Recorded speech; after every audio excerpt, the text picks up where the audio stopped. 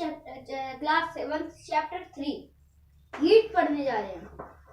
अब बताओ हीट होता क्या है, ठंडा या गरम?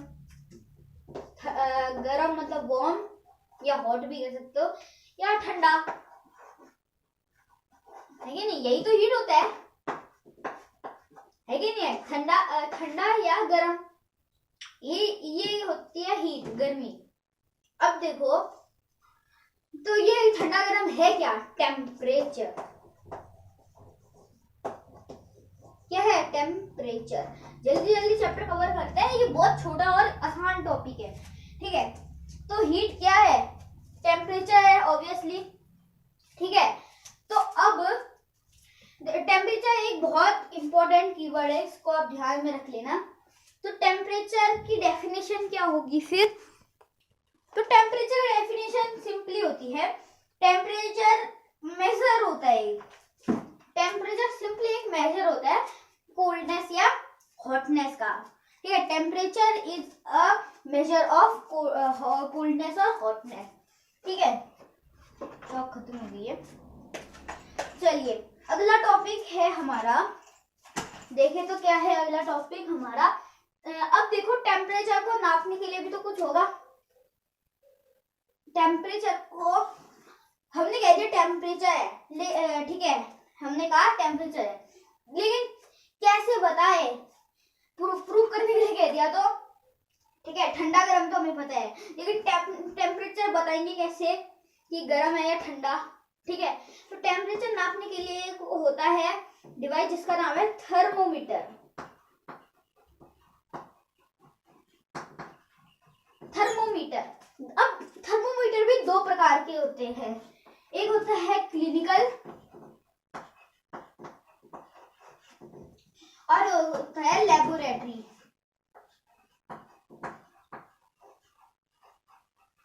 ठीक है? अब इनमें डिफरेंस क्या है ये देखते हैं हम जल्दी से, इसको नोट करिए। देखो अगर आपने लिख लिया होगा तो मैं इसका डिफरेंस बताऊं तो क्लिनिकल 35 to 45 डिग्री सेल्सियस के बीच में तापमान नापता है, ठीक है? और ज्यादातर क्लिनिकल और लेबोरेटरी दोनों में ही मरकरी का यूज किया जाता है, मरकरी, ठीक है? अब देखो लेबोरेटरी में -10 मेथड है ना, इंटीजर्स, -10 से 110 डिग्री सेल्सियस तक ये नापता है। देखो -0 डिग्री में तो पानी बर्फ बन जाता है, -10 सोचो, और 100 डिग्री में पानी भाप बनने लग जाता है 100 में, ये 110 का माप लेगा लेबोरेटरी। तो सिंपली आप समझ लो क्लिनिकल थर्मोमीटर हर एक क्लिनिक में मिल जाएगा, नॉर्मल होता है 35 to 45, और लेबोरेटरी लैबों में मिल जाता है और वहाँ पे केमिकल को टेस्ट करना रहता है, इसलिए इसमें -10 से 110 डिग्री सेल्सियस तक दिया है। अब देखो बॉडी टेम्परेचर होता है हमारा 37 डिग्री सेल्सियस के आसपास। बॉडी टेम्परेचर क्या होता है? 37 डिग्री सेल्सियस, इसको याद रख लेना। पॉइंट में आगे पीछे हो सकता है, जस्ट हमने एग्जैक्ट नहीं बताया है, ठीक है? अब देखो आपने 6th में ये पढ़ा था कि बिजली के कंडक्टर इंसुलेटर होते हैं, पढ़ा था कि नहीं पढ़ा था? तो फिर ऐसे ही हीट के भी कंडक्टर और इंसुलेटर होते हैं, ठीक है?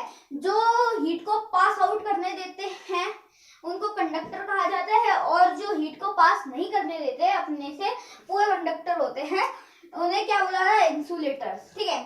अब जैसे कभी आपने मैगी पकाई, ठीक है?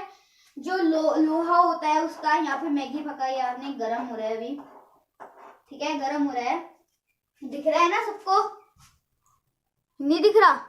ऊपर कर लेता हूँ, चलो नीचे दिखाता हूँ मैं टेम्परेचर क्या।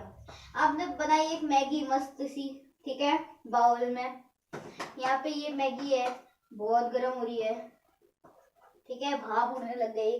आपने गलती से इसको ऐसे पकड़ लिया, ठीक है? लोहे में पकड़ लिया, बस फिर तो आपको पता ही क्या होने वाला है, क्योंकि मैगी जो थी हीटेड थी, गरम थी, ठीक है? लेकिन लेकिन क्योंकि जो आयरन था, स्टील था, वो इंसुलेटर था, तो क्या मतलब कंडक्टर था, तो उसने ये हीट को अपने थ्रू पास आउट होने दिया, ठीक है, अपने अंदर लेने दिया। लेकिन फिर आपने कहा कि बाप रे बहुत गर्म हो रहा है, आपने ये हैंडल को पकड़ा जो कि प्लास्टिक का होता है, तो प्लास्टिक एक इंसुलेटर होता है, तो आपको गर्म नहीं लगेगा ऑब्वियसली। कपड़ा लेके पकड़ते हो, देखो गर्म नहीं होगा, ठीक है। चलिए इसको नोट डाउन करिए। अब हम तो ऐसे ही आपका क्वेश्चन है, give to examples each of the conductors and insulators of heat. देखो मैं आपको एक्सरसाइज में करा रहा हूँ, लास्ट में मैं एक्सरसाइज नहीं कराऊंगा, आप बुक में देख लेना, ठीक है। हम टॉपिक वाइज क्वेश्चंस को कर रहे हैं। तो देखो इसका तो कंडक्टर और इंसुलेटर बताऊं तो देखो कंडक्टर होंगे आयरन, गोल्ड, कॉपर, जितने भी मेटल्स हैं और सभी, ठीक है, ऑल मेटल्स। और इंसुलेटर लिख लो वुड, प्लास्टिक, क्लॉथ, नियॉन, ये सब लिख लो, ये सब हीट के इंसुलेटर्स हैं, ठीक है। लेदर भी। अब अगर डिफरेंस पूछेगा तो क्या लिखोगे, ठीक है, वही डेफिनेशन जो कि आज तक आप ट्रांसपेरेंट, ट्रांसलूसेंट, कंडक्टर, इंसुलेटर में लिखते आ रहे हो। The materials which allow heat to pass through them are called conductors and poor conductors are called insulators, ठीक है, बढ़िया। अब अगला हम देखें तो जल्दी से सी ब्रीज और लैंड ब्रीज के बारे में देख लेते हैं, ठीक है। सी ब्रीज और लैंड ब्रीज, एक डायग्राम बना लेता हूँ। ये है लैंड, चट्टान बना दी है खतरनाक सी, एक पेड़ है यहाँ पे बहुत अच्छा सा, एक घर है, मेरे ही घर है, ठीक है। यहाँ पे पानी है, वो समुद्र है पूरा। एक दिन क्या हुआ, बहुत गर्मी चल रही थी, आजकल गर्मियों का सीजन चल रहा है ना, तो गर्मी बड़ी, जमीन गर्म हो गई, यहाँ पे पूरे गर्मी हो गए। तो यहाँ की जो कूल एयर थी वो यहाँ पे बह के लैंड को ठंडा कर रही थी, ठीक है। अब हो गई नाइट, अब क्या हो गया, नाइट में अब ये गर्म हो गई, सी गर्म हो गया, ठीक है। तो अब लैंड से ठंडी हवा आती है और सी को ठंडी करती है, ठीक है। ये तो मोटा मोटा समझ लो। अब हम इसका डेफिनेशन पढ़ेंगे तो समझ आ जाएगा, ठीक है, ये देख लो, ठीक है। अब अगला देखिए, इसका डेफिनेशन देखते हैं। ओके, तो ध्यान से सुनना।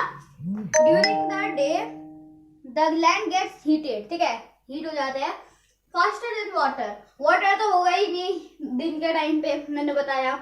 The air over the sea becomes warmer, तो अब सी की जो ठंडी हवा थी वो लैंड में आ गई, तो अब सी क्या हो गया, गर्म हो गया, वार्म हो गया। The air from sea is called sea breeze, जो सी से आ रही है, ओशन से आ रही है जमीन को, उसको सी ब्रीज बोलेंगे। और जो कूल एयर वापस क्या लैंड से सी को जाएगी, उसे लैंड ब्रीज कहते हैं, ठीक है। यहाँ पे एक टॉपिक और है हमारा, क्या, रेडिएशन।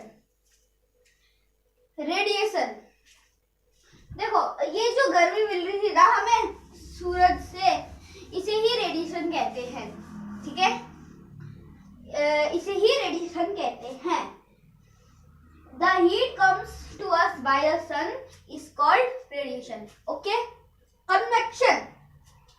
कन्वेक्शन वही है, अगर आपने यहाँ पे कुल्फी जमा रखी है, देखो कोन वाली आइसक्रीम है, यहाँ पे इसके साथ आपने ये चम्मच भी डाल रखी है आयरन वाली, क्योंकि कंडक्टर होता है ना आयरन, तो आयरन वाली डाल रखी है, फ्रिज के अंदर डाल दी, इसे फ्रीजर के अंदर डाल दी, तो देखना है ये भी जम जाएगी, इसके साथ ये बहुत ठंडी हो जाएगी, समझे, आइसक्रीम के साथ ये भी बहुत ठंडी हो जाएगी।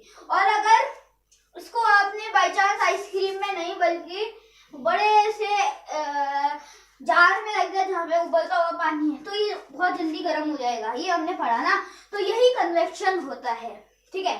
बहुत इजी टॉपिक है, आराम से समझना, ठीक है। अब क्या है, चलिए आई थिंक अब हमने सब कुछ कवर कर लिया है, जल्दी से एक्सरसाइज की ओर बढ़ते हैं।